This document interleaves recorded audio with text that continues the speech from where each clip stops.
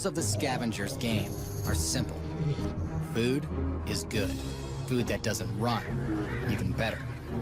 Find a novel approach. He's just laying on it, showing the wolf who's boss. Then, a favorite dish. Grizzlies sniff out the mammary gland. Red foxes go for lips. Skunks flash a warning, then relish the soft parts. There's a wolf howling. They all know the score in the fight against starvation. It's survival by any means necessary.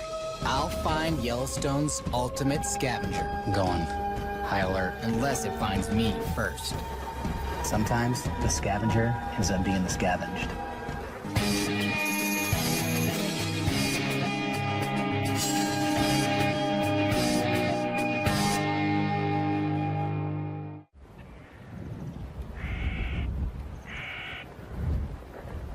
Like a lot of the animals in the area, I like to return to carcasses I've found over the years. And this one, I've had a lot of action on. Got a great situation here. The wolves killed a bison yesterday. And right now, I've got front row seats with 2 big gray wolves on it. Well, I know there's grizzlies around, so I'm gonna sit back and see what happens. When the largest prize in Yellowstone goes down, word travels fast. In a flash, a golden eagle arrives. Then, one of the largest scavengers on Earth. The lineup continues to grow. Well, now there's 2 grizzlies at the carcass, and they're kind of trying to push each other off. And while they're fighting, there's a lone wolf coming in and picking up the scraps. But this isn't a fair fight. And the big grizzly, he's not even eating. He's just laying on it, showing the wolves who's boss. Size appears to win the day, but in the world of scavengers, everything isn't as it seems. And the grizzly doesn't always come out on top.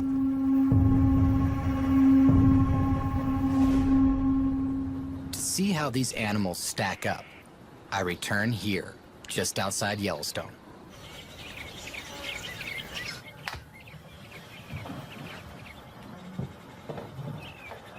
Do they think the bears are still sleeping? No. The robins are singing out there, so the bears are awake. There's a twist. I've brought along a second pair of eyes. My wife, actress Missy Pyle. Today, we start our search grizzly style. We will scavenge on the same food grizzlies eat. That means no breakfast. So, I didn't even get my boots tied. And just outside the cabin here, a big male grizzly has come off the hill. And there's only one bear that I know around here that looks like that bear. And that's a bear I call Walrus.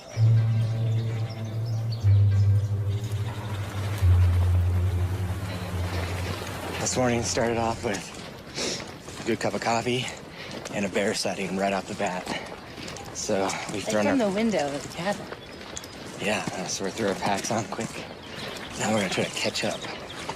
One of the biggest issues is not forgetting that there are probably 50 other bears around here.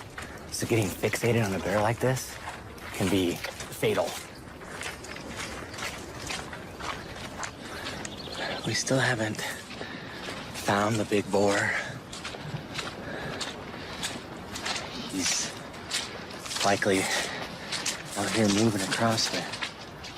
Surprising how good a bear, even of that size, can hide down in that sagebrush. So we're gonna climb up here, gain a little elevation, and just look around, glass, and hopefully we'll spot him. During our ascent, a storm blows in. And our scavenger diet starts to take its toll. I must eat something. Oh no, here comes the puns. I must eat something. Oh dear, I don't know if I can handle this anymore. What do you think we should do? We should see if there's like a bear bed and breakfast in there. We can see if there's a vacancy.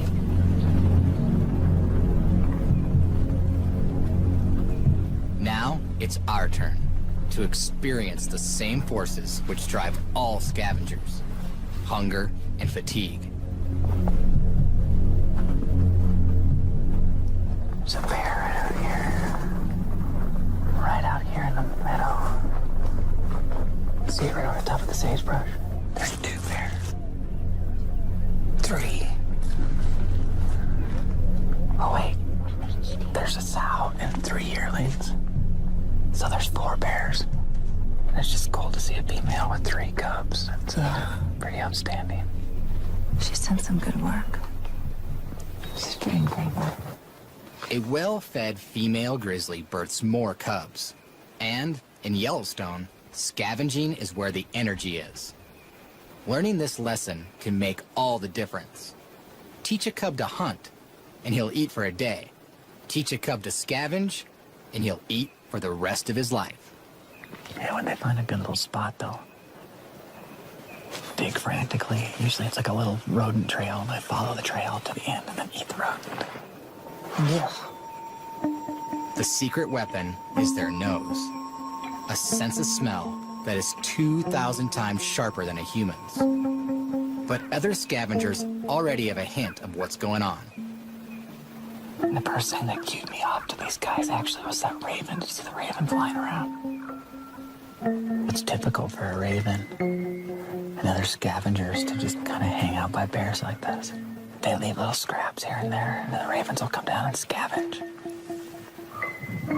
What he's doing right now, he's calling to the other ravens, letting them know there's a bear. And all the other ravens will start coming around and they'll follow that bear. It's a really cool relationship. Then, another familiar face shows up. Exceptional hearing and little fear give the coyote its own competitive advantage. Like clockwork, the bears bring the ravens. The ravens alert the coyote. He's looking for the same thing those grizzly bears are looking for. Yeah. Come on, he's just listening for him to scurry underneath the snow. It looks like he's got something locked. Oh, there he went. So the coyote's gonna go over and look and see where those grizzlies are. They actually benefit being close to the grizzly bear. Coyotes, ravens, and other scavengers have learned to identify the grizzlies as a food source. For Yellowstone's boldest scavenger, look no further. Coyotes will track wolves back to their kill sites, despite the fact that wolves kill them anytime they get the chance. If we're going to eat, Missy and I have to embrace this attitude. After these bears leave, we should go over and look into their digs and see if there's anything we can eat. Can we do rock, paper, scissors to see who eats the vole? Why not? Let's not eat the... I don't know if I want to eat the vole, but like... Why not? Probably be bad for you. But we could go over there, just like the raven, follow the bears in their dig spots, and if there's like pieces of roots or anything like that, we can eat that. How did I get myself into this? It'll be fun. Over the years, I've scavenged from bears on a few occasions. This is like literally fresh Kodiak killed sushi. Pretty dang good. Now I'm gonna go with the muck tuck. Same thing that the polar bears down at the bone pile have been raving about all week. Bears have good taste.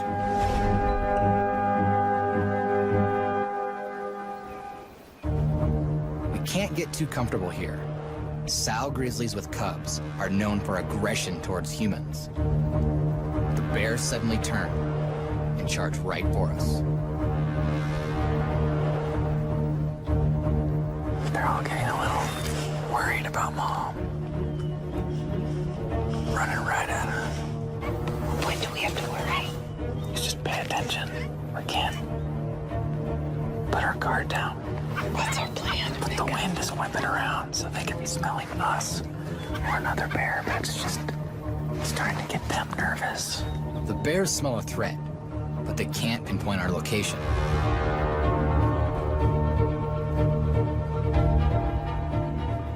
Finally, they decide to head out. I've seen Mama. She's walking that way. That's good. It's a tough choice, fight or flight. But these bears follow Mama, right out of harm's way. Hot on their heels, Missy and I cautiously investigate the digs. After a hard day's work, our prize seems insignificant. But no good scavenger would pass this up. You want to try one? Those little probes? Dude, I've had them before. You should try them. All right. They're chewy. Hmm? They're chewy. They don't have much flavor either. Tastes like corn. Pretty good. Could you eat a rodent? Would you? No. Maybe if, if it's cooked a little bit on a spit. Something tells me Missy and I might not be cut out for this. Maybe that's why grizzly bears don't survive purely as scavengers either. But so far, I've only gotten the smallest taste of the scavenger's life. To lure in the ultimate scavenger, I need to raise the stakes and find a fresh kill.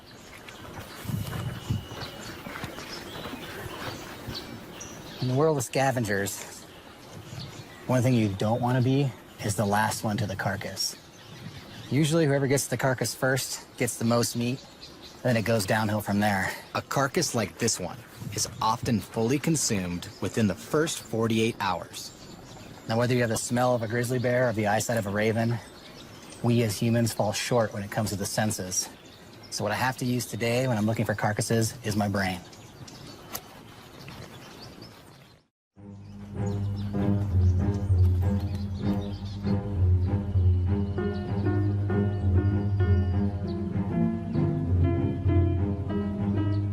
So right up there is a turkey vulture.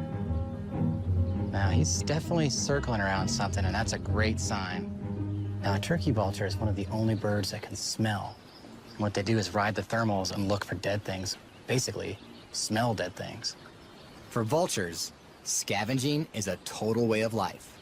Their acute sense of smell allows them to be one of the world's only exclusive vertebrate scavengers, feeding solely on carrion. But I need to meet one face to face. So today, I want to get close to one of my favorite scavengers. And to do so, I brought in a carcass. Meet Pilgrim, a rescued turkey vulture who works with handler Becky Keene as an ambassador bird to show a side of the vulture that is too often overlooked. Because they do such a dirty job. They're actually very sophisticated in how they keep themselves clean. She's got no feathers on her head, so when she's digging in those cavities, carrion is not sticking to her head.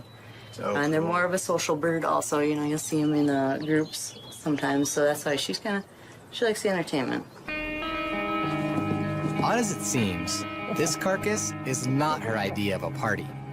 So it's obvious that Pilgrim's not digging the carcass too much. It's big and a little scary. So what I'm gonna do is grab the leg, a little smaller piece, and bring it over here and see what she thinks. I'm gonna put it right here. The Pilgrim's showing off her big, beautiful wings and those beautiful feathers. They actually use them to defend the carcass and kind of take control. And probably the best tool to have for a carcass is that beak right there. And it's designed for ripping and tearing meat. But instead of demonstrating on the carcass, she's demonstrating it on my leg. Ow! Along with a powerful beak, vultures have another trick up their sleeve. To smell a carcass from the sky, they rely on these see-through nostrils. More airflow equals a better nose for death. A turkey vulture can actually smell a carcass up to 19 kilometers away. When I'm out in the wild, I often use turkey vultures to find other animals. They can find a carcass way before I ever can. This bird is definitely circling right over this ravine here, down kind of in this creek bottom. So there's a good chance there'd be something dead over there.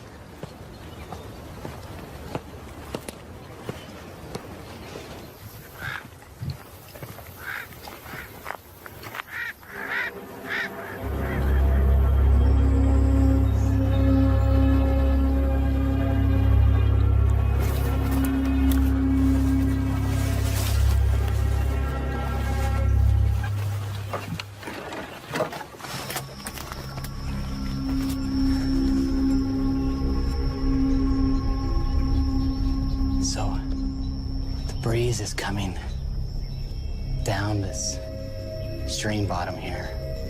I definitely can smell death. It is thick down in here. One of the worst things you can do is sneak up on a carcass. It could be a lot of things, so I'm going high alert right now. I know I'm getting close now because I can hear flies buzzing around.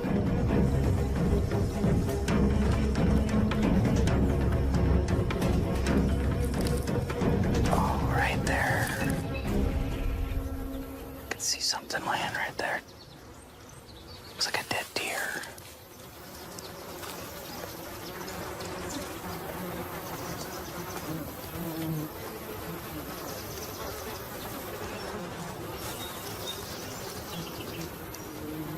Well, it's a dead mule deer. Looks like it's been chewed on a little bit. And I'll tell you what, right now, if you had smell-o-vision, you would turn the TV off because it stinks.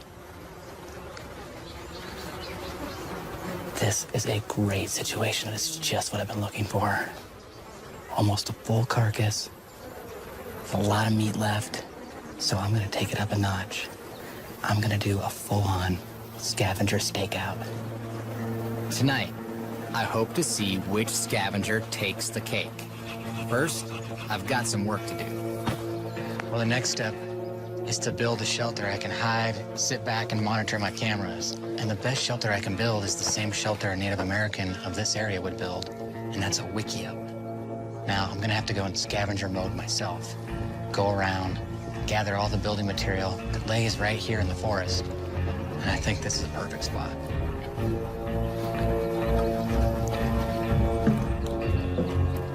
Wickiups are quick to build, easy to abandon, and sturdy enough that many still stand to this day in Yellowstone.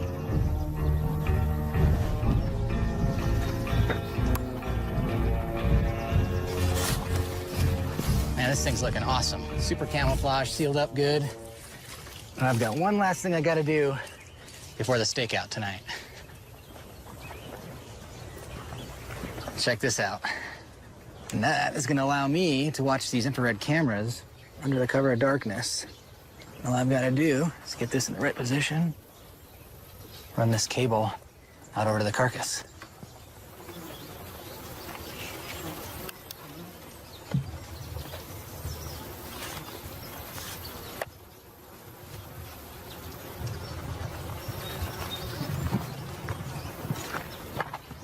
Sun's going down. It's time to get into the blind, get all my cameras set, get things in night mode here. Looks good.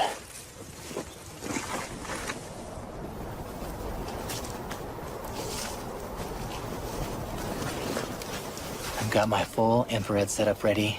Now I'm just gonna sneak back to my wickiup, sit tight, and watch what happens tonight.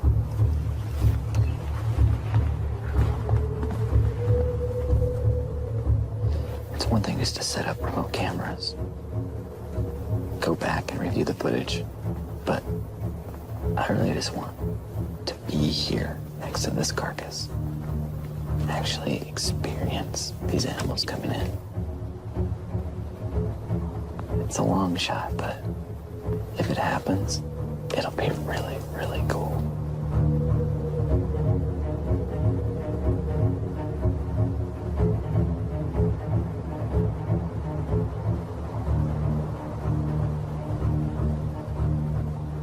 Nothing on the camera yet, though.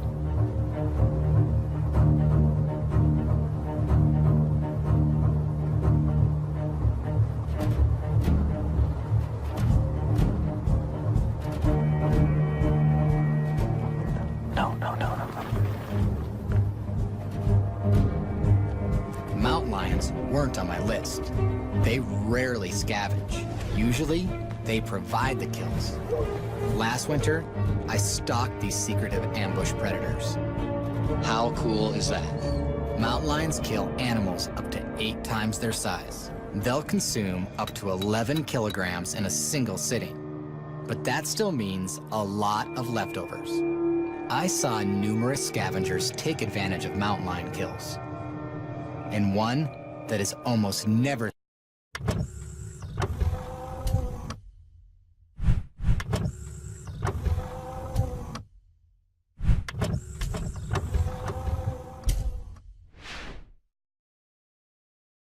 seen in the wild, the pine marten. In summer, the pine marten is a prodigious hunter of red squirrels. But come winter, squirrels are less active.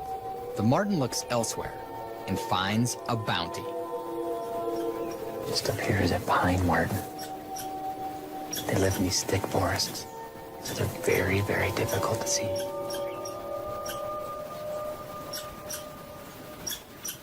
They like to eat squirrels, chipmunks, but they'll even raid birds' nests. But they're also very effective scavengers. Stealing a killer's dinner is a risky strategy. But martens have an exit plan. Filmed with a high-speed camera, the dexterity of these fleet-footed weasels comes alive. This is what keeps them from becoming a mountain lion's next meal. Man, they can just move through the trees like I've never seen. Beckett and his handler, Steve Crushel, give me a close-up view. They're double jointed. Their front feet and back feet are double jointed, Casey, so they can go up and down with no problem. Oh, there he goes. It's a unique adaptation that martens have. They can go straight down a tree head first. Yeah, he's an amazing climber. Yeah, look at that. They can climb as fast as a squirrel.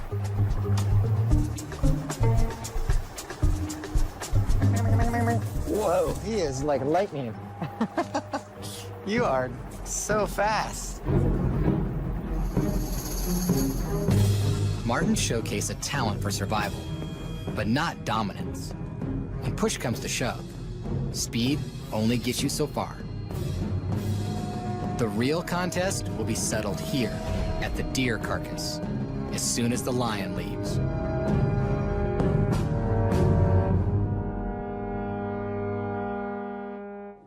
Something like that happens, it feels pretty good.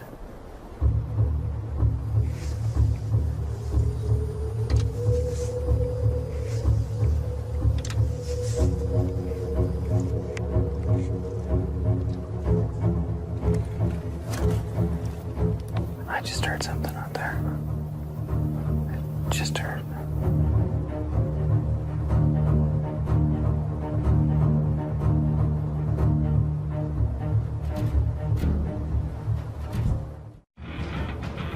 It's a young wolf. He's coming in. Let's see. He's acting hesitant. Here's an animal that does it all. As a pack, they kill. Yellowstone's wolves kill and eat an elk every 2 to 3 days. But on their own, they're elite scavengers. The wolf's stomach stores up to 10 kilograms, enough to survive for weeks without any fresh meat. In a pinch, they'll live off just hide and bone. He's acting hesitant. Something's up. This wolf wants no part of the carcass. Without the protection of the pack, he looks vulnerable, even shy. Then, he's gone. Just sitting here, preparing for days, and then have a wolf come in and for him to go away.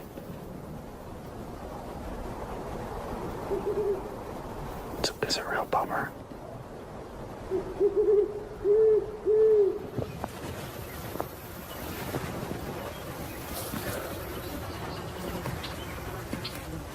That was a long night without much action last night. Man, this thing has gone from smelling bad to smelling really disgusting.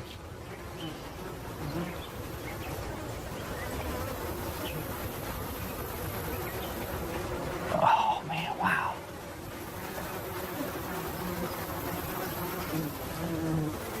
But if you looked right back there, There's definitely some scavenging going on. The maggots have erupted, and they are starting to devour this thing. Now, we're not talking just a few maggots. We're talking millions of maggots, all different ages. It's like a river of maggots moving in and out of this carcass. And you can see the steam coming up. And this thing is really alive, even though it's dead. Maggots are the secret weapon in the scavenger world. What they lack in size, they make up for in force. The maggot mass generates heat as it digests. It can reach a blistering 53 degrees Celsius. And heat means steam. Millions of these tiny insects can liquefy and devour 60% of a carcass in just 3 days, growing to 5 times their original size. Oh, if you look right down in there, there's some other insects. See this little orange and black beetle right there and right here? Those are carrion beetles. They're meat-eating beetles, and they will do their part to destroy this carcass too. Carcasses in Yellowstone play host to a staggering amount of insect life. Over 400 species of beetles alone. Believe it or not, there's plenty of animals that would come over here and eat this. Insects may win as an army, but they quickly become prey for another group of scavengers, the avifauna.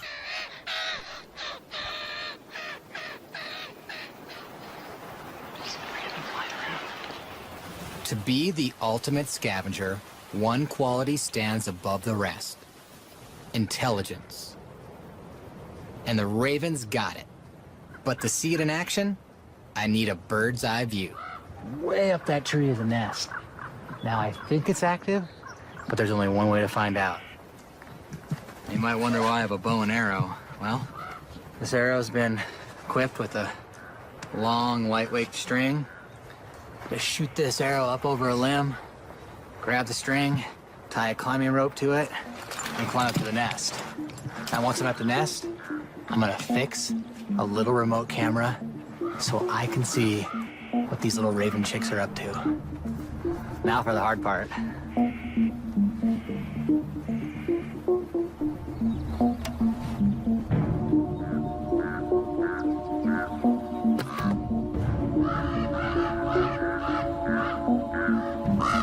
Not too bad. And you can hear Mama and Daddy Raven are not very happy. Try to do this quick to minimize impact on the nest. Get out of here.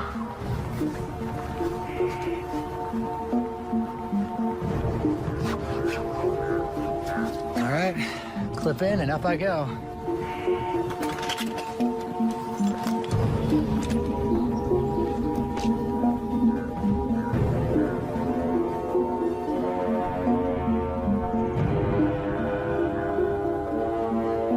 Right about now, I wish I could fly like a raven.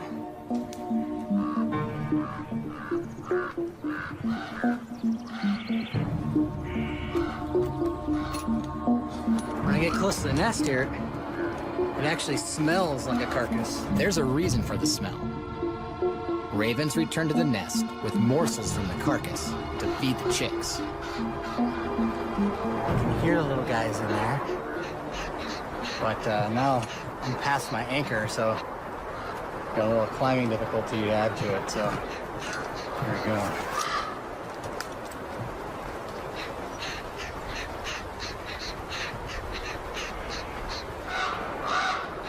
Now they think I'm mom. They're laying down tight, keeping warm, opening their mouths to be fed. These little guys don't know any better yet. They just think I'm a funny looking raven. It's gonna be really cool to watch these little ravens grow up. The chicks are right on time. The raven hatch coincides with peak food availability. It's one of the big reasons ravens are the most abundant avian scavenger in Yellowstone. The other reason is a peculiar intelligence that is still dimly understood. They use beaks and wings to communicate with human-like gestures. They arrive in swarms to overwhelm larger scavengers. And they connect the sound of gunshots to fallen carcasses nearby. New research suggests their intellect matches that of chimps and gorillas.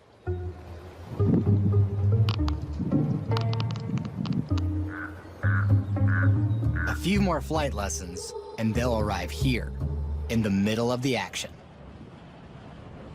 But the raven's smarts don't make it top bird in Yellowstone's pecking order. That honor is irrefutably held by an eagle.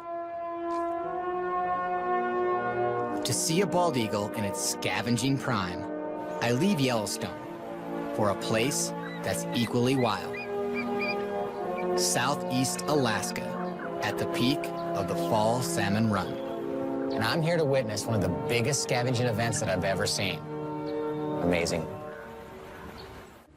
This gathering of the eagles on the Chilkat River is the largest concentration of bald eagles found anywhere on the planet. Thousands of bald eagles have come to these shores to feed on the dying remains of chum salmon just after they spawn.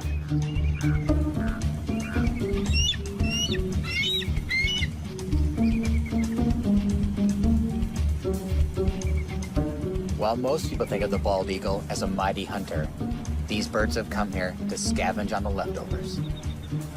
Salmon are a rich food source. More importantly, they die immediately after they spawn.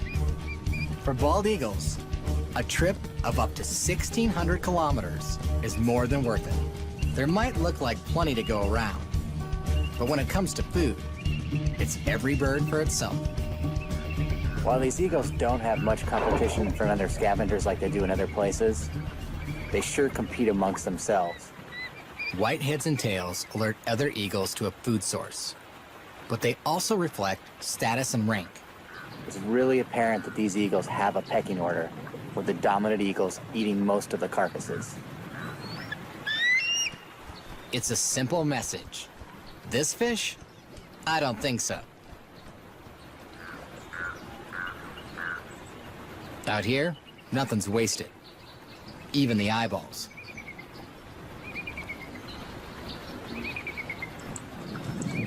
Scavengers really complete the circle of life. When these salmon swim up these rivers and die, the eagles find new life in them. It's really quite a beautiful thing. And life goes on. And what a beautiful place for life to go on.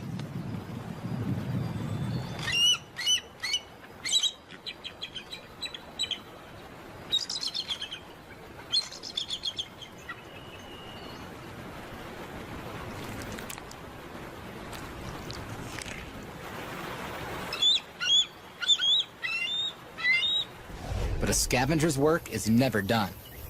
It's time to return to the stakeout, and someone has paid a visit. Unbelievable. My wiki up is just right over there. If you look here, you can see where a bear used its jaw pressure to bust open the bone, eat out the marrow, and lay it right here and matted the grass down. Pretty cool. Lucky for me, the carcass is still intact. But I don't want a repeat of last time. Preparing for days, and then have a wolf come in and bring him to go away. It's a real bummer. It's possible the wolf caught wind of my human scent. To put the odds in my favor, I need to be undetectable. I don't want animals to come back here and get scared away because they know I've been here, put cameras up, so this stuff will kill the scent.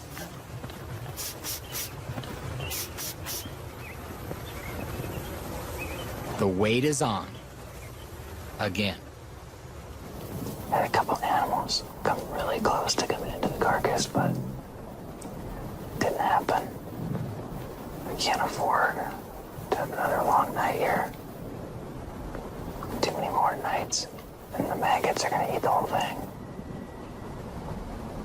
Then, I'd recognize those stripes anywhere.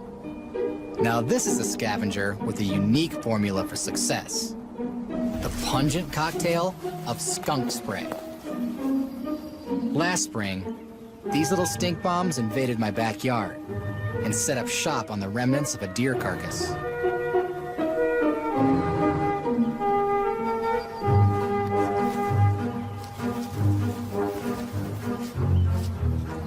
But this little guy hasn't learned his best defense yet. So right now, he's charging me just like a grizzly bear. You're pretty tough, aren't you? But soon, there's no way I would ever get this close. Newborn skunks spray at just 1 week old, but they can't aim until they hit 4 weeks old. This guy is right on the verge.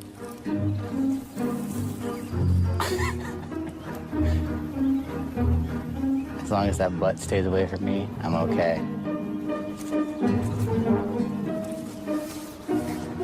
Moving a skunk baby to a carcass. Not the smartest thing I've ever done.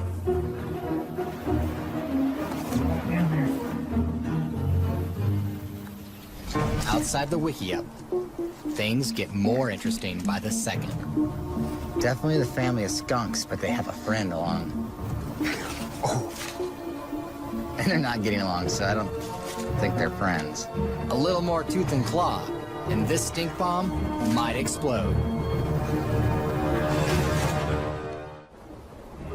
The raccoon may be outnumbered, but size, razor-sharp claws, and lightning-quick reflexes allow him to hold his own, at least for the moment. I'll tell you, skunks are brave. They're like little grizzly bears. They just charge right in there. Ooh, wow. Oh, I think that time the skunk made a direct hit. The raccoon's trying to clean himself with a spray. Skunk spray is like tear gas, a volatile brew of noxious compounds that chemically irritate eyes and sinuses. I'm sure things don't taste very good when you have odor de la skunk right on your face. Something tells me this raccoon won't push his luck next time. So in the battle of this carcass, the skunks win.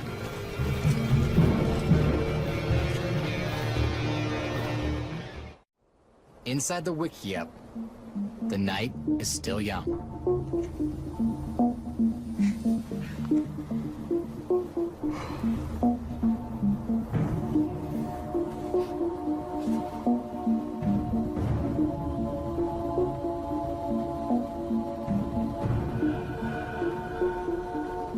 The wolf is back.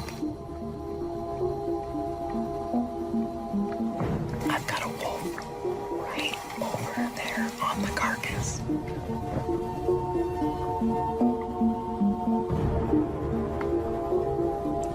This wolf is brave. It took a risk, broke away from the pack.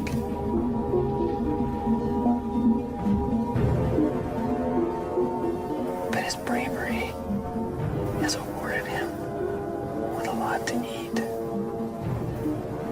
It's amazing.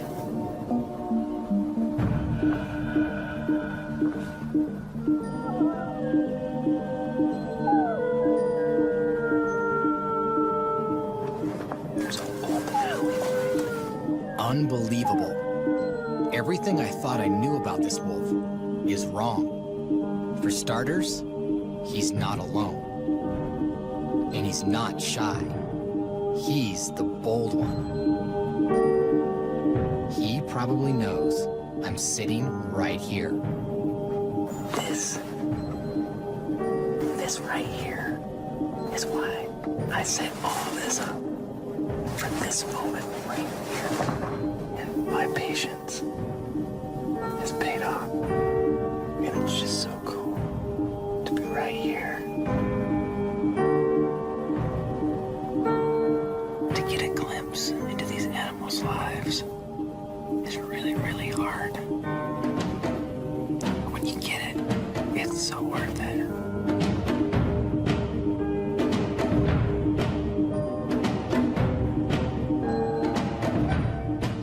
understand why a wolf may truly be the ultimate scavenger. Beyond physical prowess and pack collaboration, they have an X factor, the power to surprise. A healthy adult bison was once considered unkillable by any predator in Yellowstone. But wolves taught this bison its lesson the hard way. Years have passed, and bacteria and insects continue to scavenge. But one time I returned to this carcass and I had a very powerful moment. Check, check, 1, 2. Right about the time we get the camera set up, the bison begin to take notice.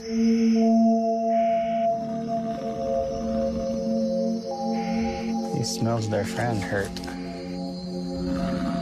With the camera rolling, we back off. I come to protect your friend.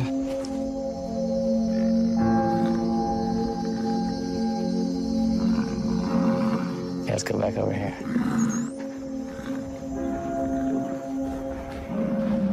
That bull is a giant.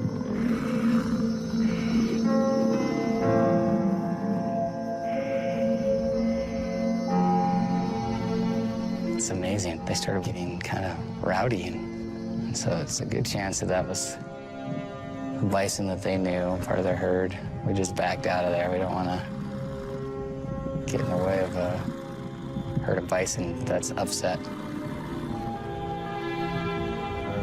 And that bull who came in, he made some of the most wicked, crazy noises I've never heard in my life. So we'll let them pay their respects, and we'll hang out back here and respect them. And hopefully they don't knock the camera over. Spectacular, something I've never seen before. This mystifying funeral rite has never before been documented on film.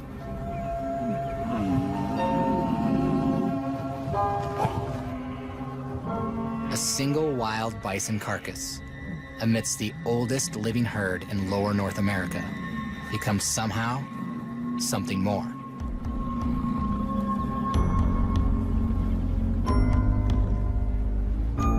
They came over here, and it was like they were paying their respects to their fallen friend here, completely out of the blue.